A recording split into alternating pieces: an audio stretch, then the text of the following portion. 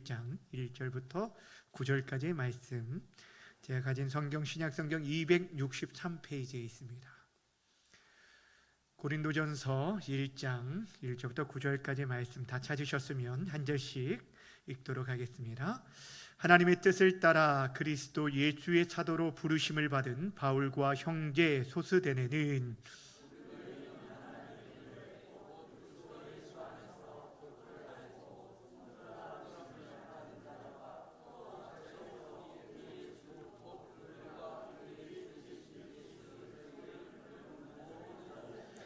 하나님 우리 아버지와 주 예수 그리스도로부터 은혜와 평강이 있기를 원하노라.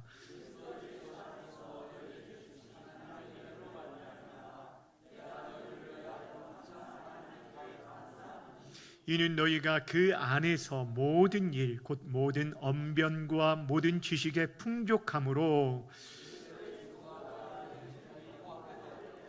너희가 모든 은사의 부족함이 없이 우리 주 예수 그리스도의 나타나심을 기다림이라.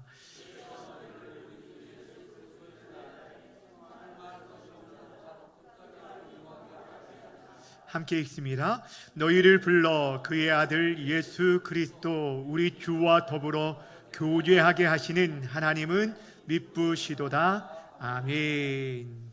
이 시간에는 바울의 감사와 소망 이란 제목으로 말씀 나누도록 하겠습니다. 우리 제목을 함께 따라하겠습니다. 바울의 감사와 소망. 오늘부터 고린도전서 말씀을 시간이 될 때 또 함께 나누려고 합니다. 고린도전서는 사도 바울이 고린도의 성도들이 고린도에 있는 성도들에게 보낸 편지, 첫 번째 편지입니다. 우리가 알고 있듯이 사도 바울이 2차 전도 여행 때 사실 처음에 소아시아 중심으로 복음을 증거하길 원했지만 성령께서 막으심으로 인해서 그가 마게도냐로 건너가게 됩니다. 그래서 마게도냐의 첫 수정인 빌립보에서 사역을 하다가 데살로니가로 가게 되고 데살로니가에서 쫓겨서 베레아로, 또 베레아에서 그리스, 지금의 그리스인 아테네인 아덴에 이르게 되고 또 그곳에서 또 고린도까지 이르게 되어집니다. 여러분 이게 제가 지도를 좀 보여주면 좋겠는데 머릿속으로 한번 생각을 하시면 이 그리스 지역이 있습니다. 이 그리스 본토와 펠로폰네소스 이 반도를 연결해주는 그 항구, 중간에 있는 그 항구가 고린도입니다. 그러니까 어떻게 보면 중간에 있는 다리 역할을 하는 도로의 요충지이고 또 그래서 해상무역의 중심지가 바로 이 고린도였습니다. 여러분 생각해 보세요. 많은 물건들이 모여들게 되어지고 또 해상무역이 발달되어지고 그곳에는 또 유명한 그런 당시에 그 성전 이방 신전들이 있었고 또 그 운동장 경기장이 있었고 또 여러 학문에 대한 당시 고린도 학파의 그 수사학이 굉장히 유명했는데 이런 것들이 모여져 있다 보니까 경제적으로 또 문화적으로 종교적으로 굉장히 중심지를 이루었어요. 그런데 이렇게 번성하고 번영하는 그런 도시에 나타나는 부작용 중에 하나가 뭐냐면 돈이 모여들다 보니까 그 지역이 타락하게 되었는데 특별히 고린도 하면 성적으로 굉장히 문란하고 타락한 도시가 바로 고린도 지역이었습니다. 그래서 이게 헬라어로 고린도인이라는 이 말 자체, 고린도인 같다라는 이 표현이 어떤 표현으로 쓰였냐면 성적으로 문란한 사람이다라는 표현으로 쓰일 정도로 당시에 저 사람 고린도인 같아 라고 한다면 저는 굉장히 성적으로 문란한 사람이야 라는 그런 말로 쓰일 정도로 그 지역이, 이 고린도 지역이 굉장히 타락한 지역이었어요. 그런데 이 지역에 사실 처음에 사도 바울도 고린도전서 2장에 보면 그곳에서 복음을 증거로 도착했을 때 굉장히 두렵고 떨렸다라고 말하고 있습니다. 그리고 그 사역들을 감당하는데 많은 어려움들이 있었던 것을 보게 됩니다. 그럼에도 불구하고 바울은 예수 그리스도와 그의 피 묻은 십자가, 이 예수님의 십자가의 복음을 증거하는 일들을 감당하며 나아갔는데 여러 가지 어려움 가운데 하나님께서 그에게 환상을 보여주셔요. 고린도 사역을 감당하는데 정말 아무것도 보이지 않는 그곳에서 하나님께서 이런 말씀을 하십니다. 사도행전 18장 9절과 10절 말씀 화면을 보고 함께 읽겠습니다. 시작. 밤에 주께서 환상 가운데 바울에게 말씀하시되 두려워하지 말며 침묵하지 말고 말하라. 내가 너와 함께 있음에 어떤 사람도 너를 대적하여 해롭게 할 자가 없을 것이니 이는 이 성중에 내 백성이 많음이라. 할렐루야. 이 성중에 내 백성이 많다. 지금 너 두렵고 떨리지? 그러나 담대해라.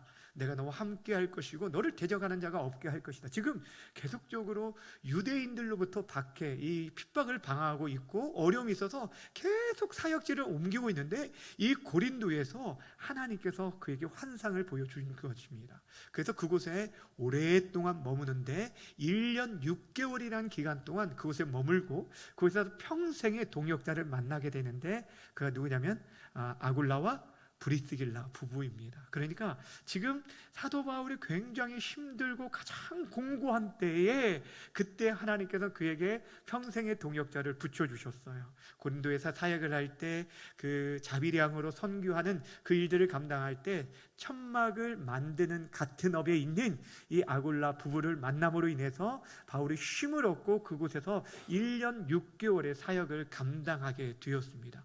그때 이제 교회가 세워지고 성도들이 세워지게 되어졌는데 그리고 나서 이제 에베소라는 지역으로 가게 되어져서 3차 전도여행 때 그때에 이 고린도에 있는 소식을 고린도 교회의 소식을 전해 듣게 되어졌어요.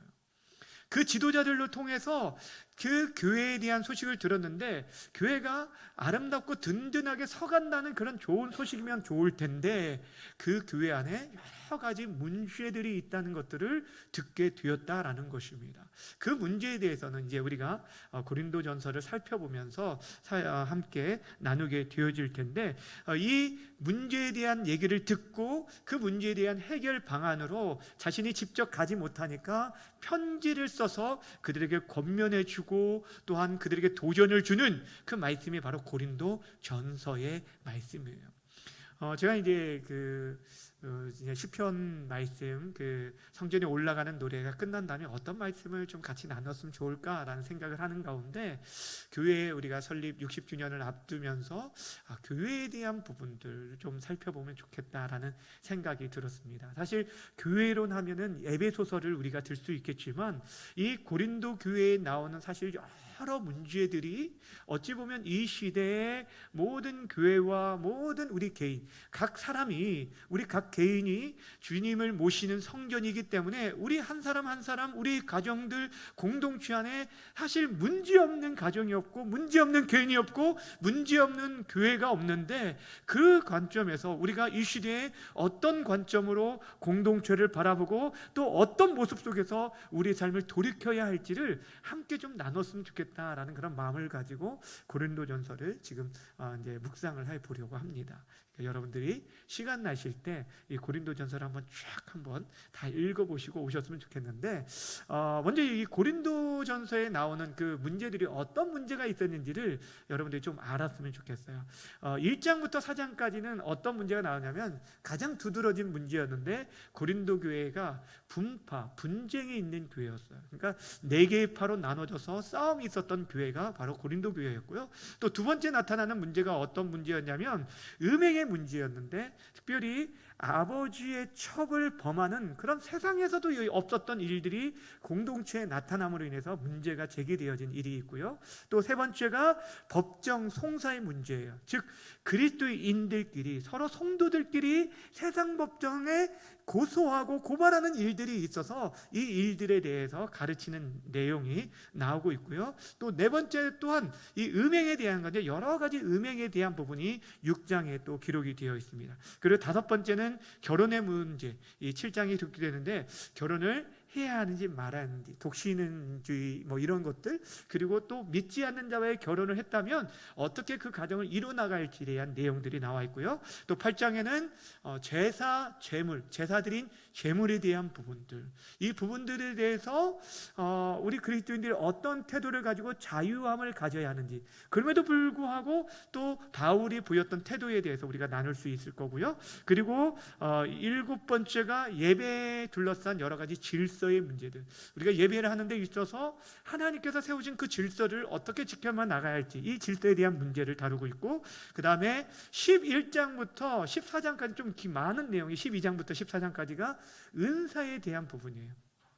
많은 은사들이 고린도에 있었는데 내 은사가 더 나은 은사다 하면서 서로 은사 경쟁과 싸움이 있고 분쟁이 있었어요. 그래서 이 은사를 어떻게 바르게 사용하는 것이, 그래서 하나님의 몸된 교회를 세워나가는지에 대한 부분들 다루고 있습니다. 그리고 9번째가 고린도전서 15장, 우리가 잘 알고 있는 부활에 관련된 몸의 부활에 대한 문제를 다루고 있고, 그리고 16장의 마지막으로 다루고 있는 게 연보에 대한, 즉 헌금에 관련된 부분을 다루고 있어요. 그러니까 여러분, 지금 우리가 대하는 내용들 사실 이 시대 우리들 주변에서도 쉽게 찾아볼 수 있는 문제들, 그러니까 시대는 다르고 문화도 다르고 또 대상도 다르지만 이 가운데 여전히 우리 가운데 일어날 수 있는 문제들과 그런 상황들을 우리가 어떤 시선과 어떤 관점에서 바라보고 또 교회를 돌아봐야 할지를, 또 우리 자신들을 점검해야 할지를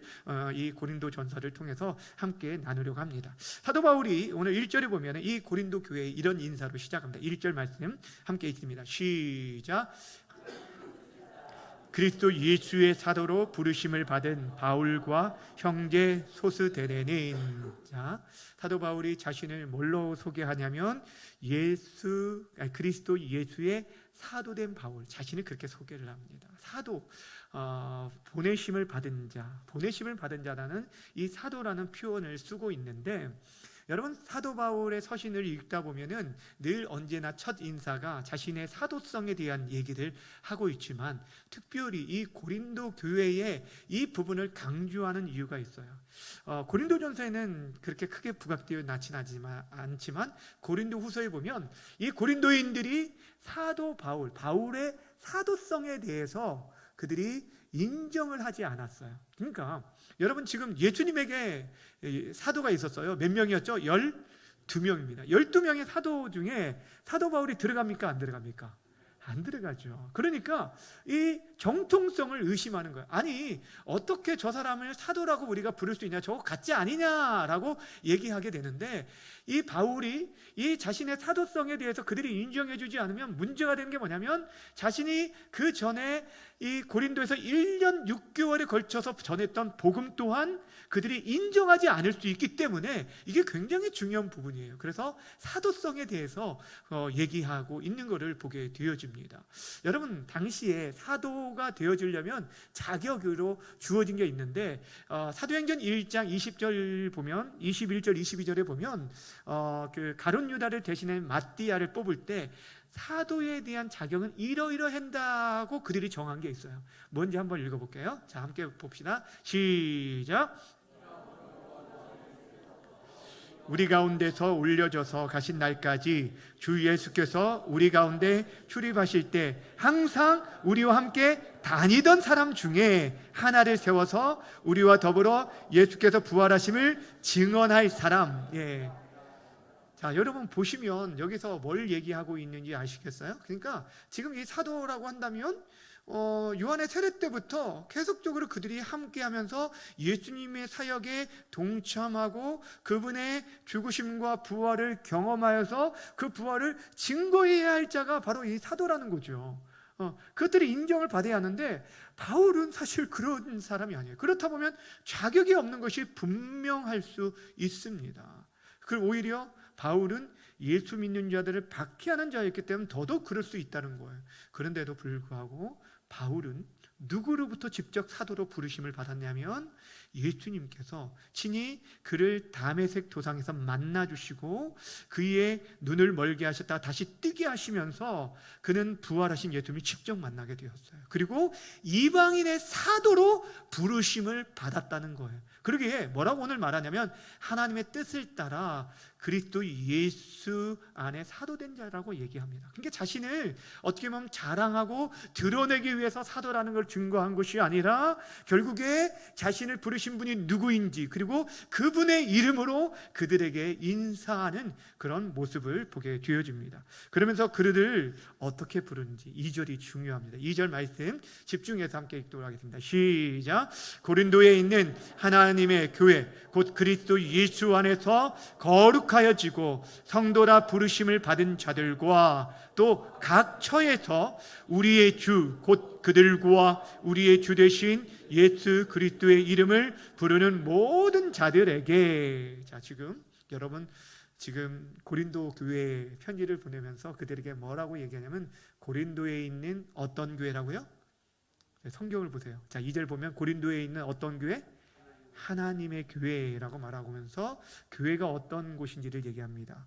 그리스도 예수 안에서 거룩하여지고 성도다 부르심을 받은 자들, 이게 교회예요. 다시 말씀드립니다. 교회는 그리스도 예수 안에서 거룩해졌어요. 그러니까 우리가 우리를 거룩하게 만든 게 아니라 거룩하여진 자들, 우리는 거룩한 자들이 아니잖아요. 그런데도 거룩하여지고 성도라 부르심을 받았다. 즉 우리를 구별된 자들로 하나님께서 우리를 불러주신 자들, 이들이 바로 교회라는 것을 말해주고 있습니다. 바울은 자신만 사도로 부르심을 받은 것이 아니라 너희들, 하나님께 부름받은 모든 자들, 이게 에클레시아, 교회라고 말하고 있는 것입니다. 사실 바울은요, 이 1년 6개월이라는 시간 동안 정말 애쓰고 수고하여서 지금 고린도 교회를 세워가고 있어요. 그 고린도 교회를 자신이 세웠기 때문에 내가 개척하고 헌신하고 충성했기에 나의 교회, 고린도에 있는 내가 세운 교회라고 말할 수 있을지 모르는데 그렇게 말하지 않고 바울의 교회라고 말하지 않고 누구의 교회? 하나님의 교회라고 말하고 있다는 거예요.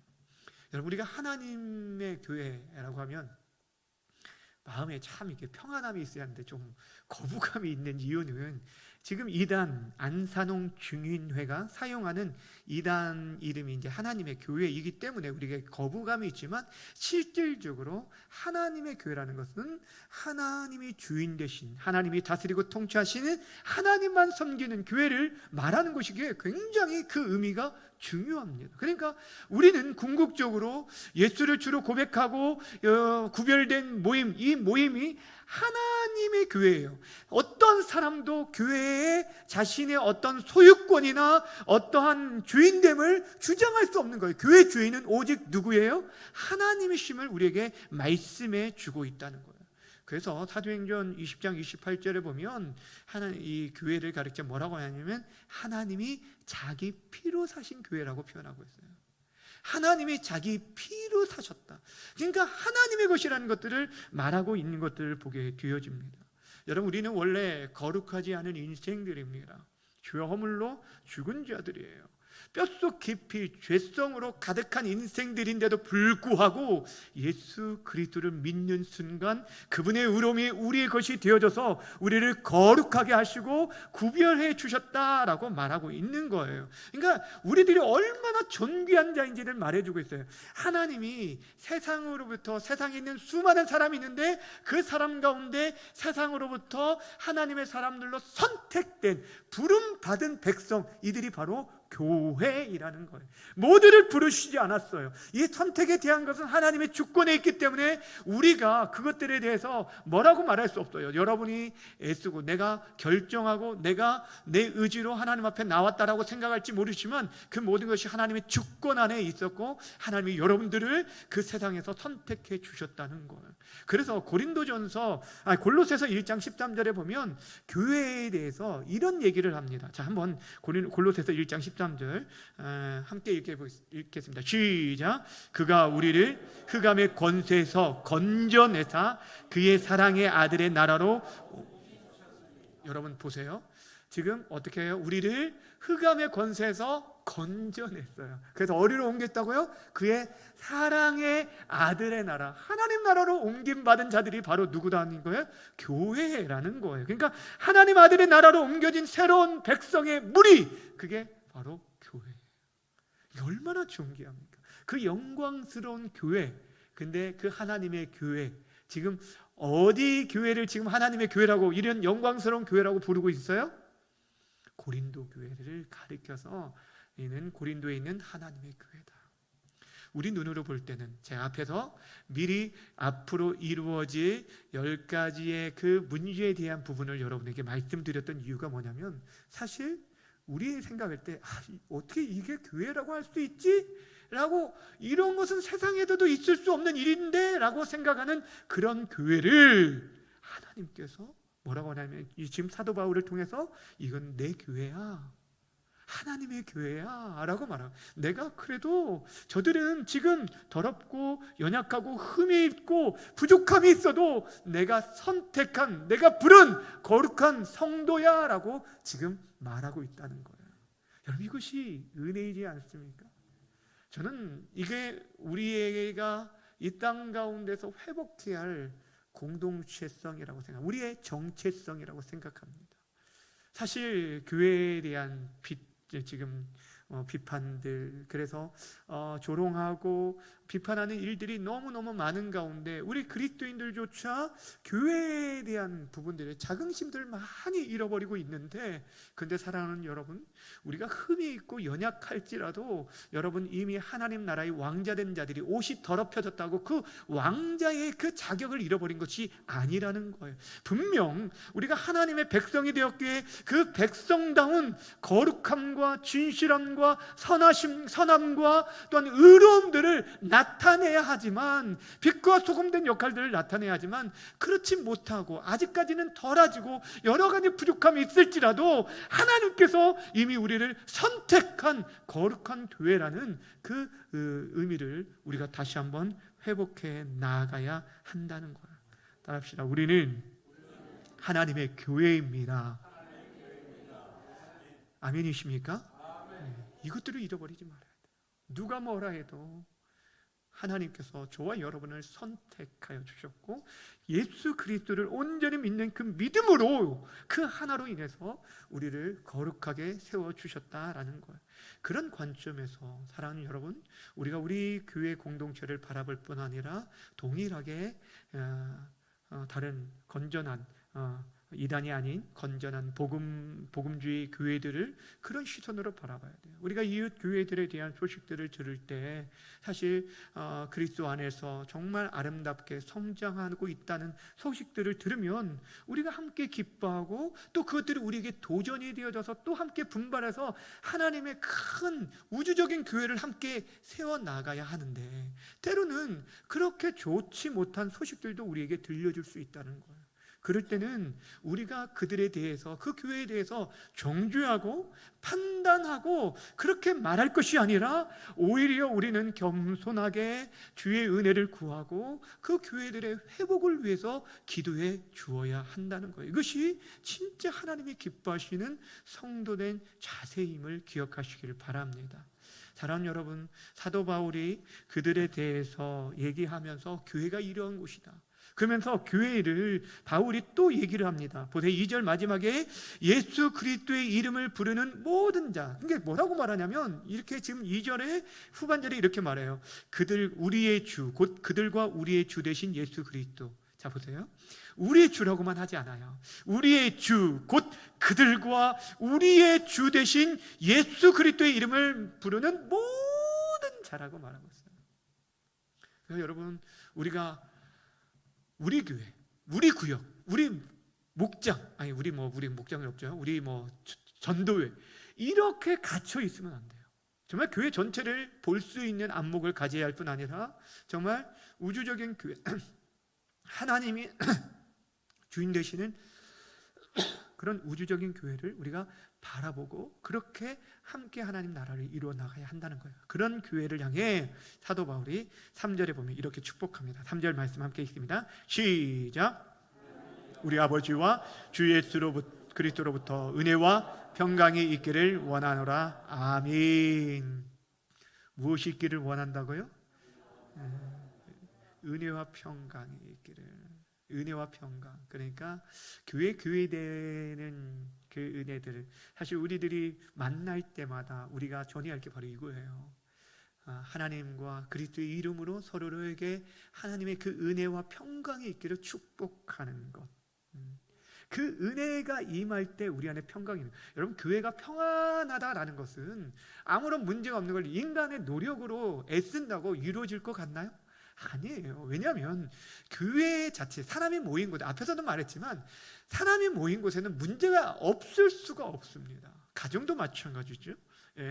그런데 교회는 더 많은 사람들이 모였고 죄인들의 모임들이잖아요. 그러니 어떻게 문제없는 교회들이 있을 수 있겠습니까? 그러기에 하나님의 은혜가 임해야 돼요. 자격 없는 자에게 부어지는 하나님의 말할 수 없는 그 사랑이 우리 가운데 부어져야 그 가운데 참된 평강이 이루어지게 되어지는 거예요.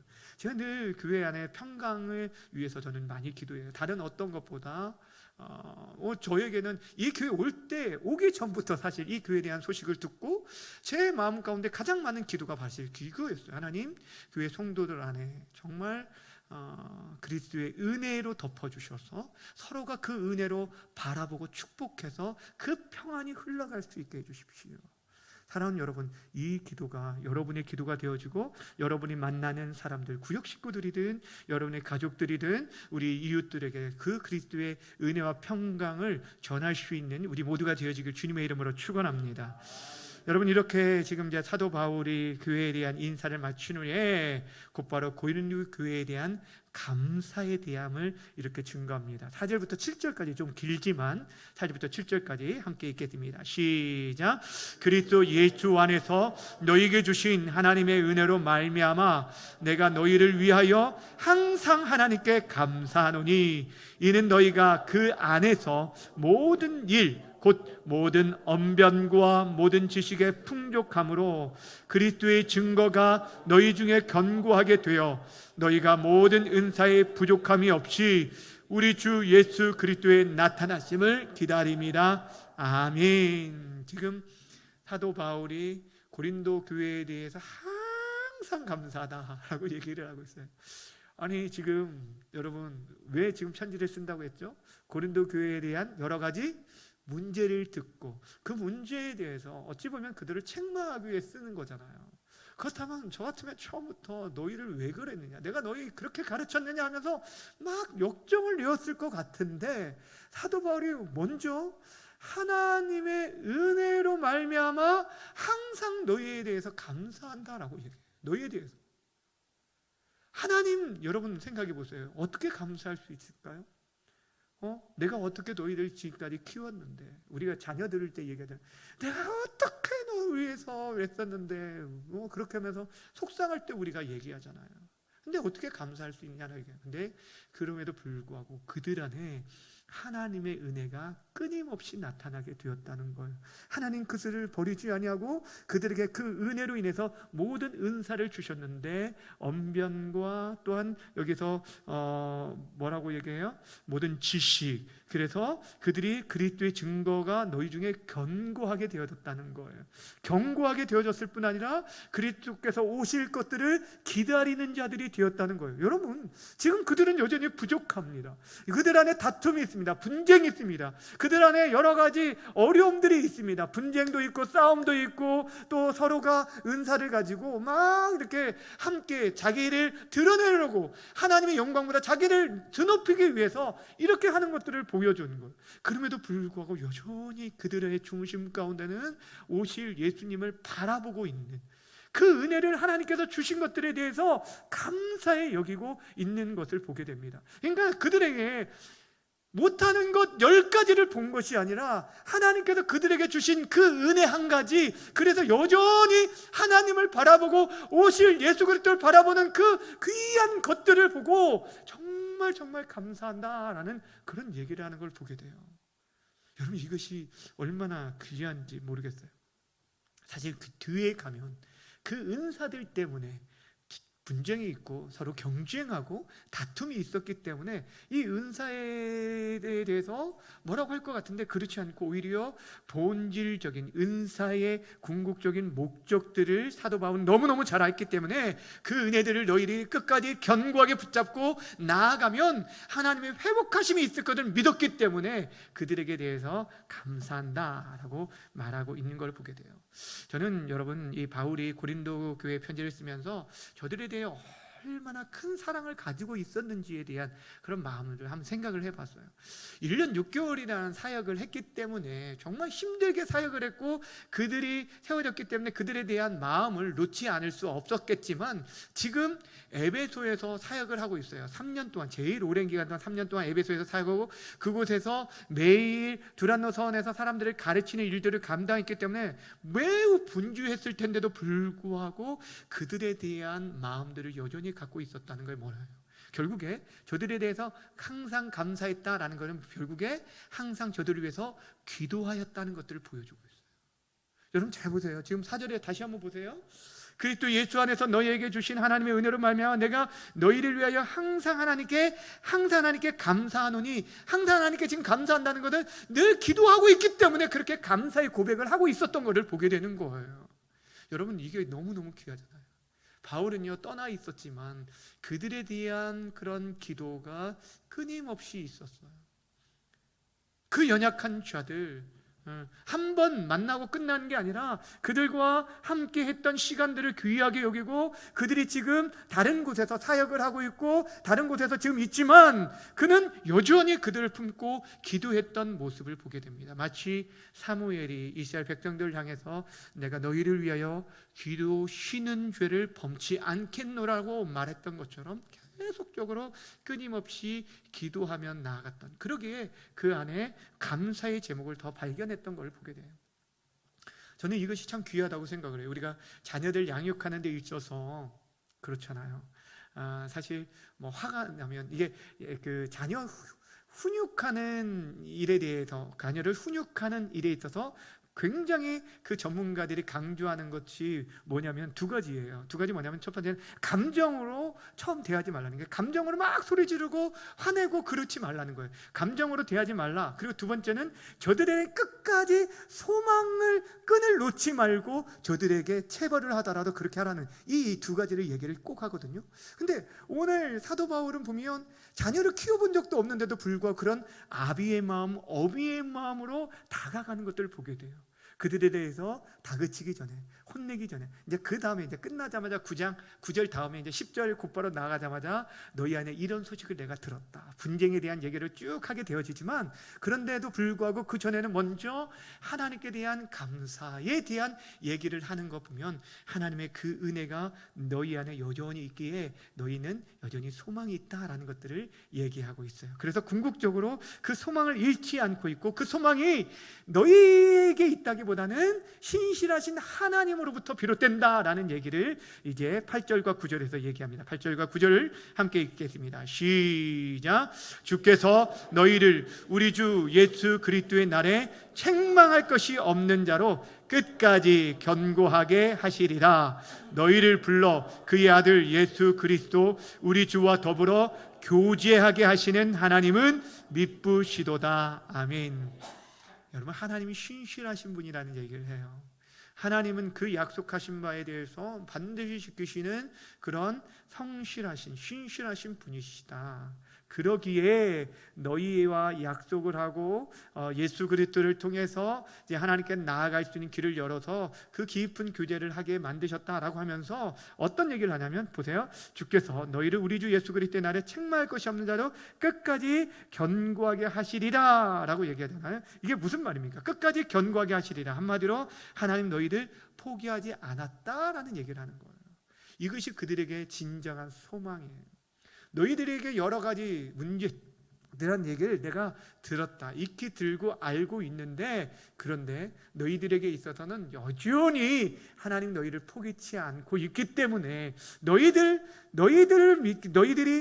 신뢰하거나 너희들을 의지하는 것이 아니라 어떤 특별한 지도자를 따르거나 그 지도자를 의지하기보다 너희의 포기치 아니하고 그리스도의 날까지, 그 앞에 세워질 때까지 거룩한 신부로 세워주실 하나님의 성실하심, 그 신실하심, 하나님께서 친히 너희를 그렇게 세워주실 것, 거룩한 교회로, 하나님의 교회로 세워주실 것들에 대한 소망의 끈을 가지고 지금 바울이 그들에게 권면을 시작하기 위해서 그들에게 이 소망의 얘기를 하는 것을 보게 되어집니다.